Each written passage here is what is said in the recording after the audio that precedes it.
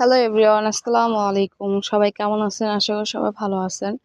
তো আজকে আরেকটা রেসিপি নিয়ে চলে আসছি। আজকের রেসিপিটা মূলত বাসমতি চালের পোলাও করব, সাথে গরুর মাংসের কিছুটা কালো ভুনা করব।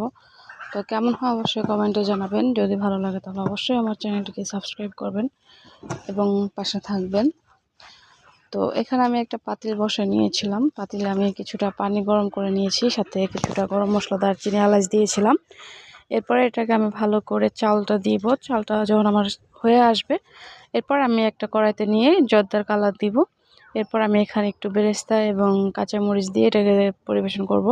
সাথে আমার কালো বোনা হয়ে গিয়েছে, এই জন্য আমি এখানে 3টার মতো শুকনো মরিচ, পেঁয়াজ কুচি, রসুন কুচি দিয়ে বাগার দিয়ে নিব। তো সরিষার তেল দিয়ে একটু বাগার দিলে এটার টেস্টটা অন্যরকম আসে আর মজা হয় খেতে।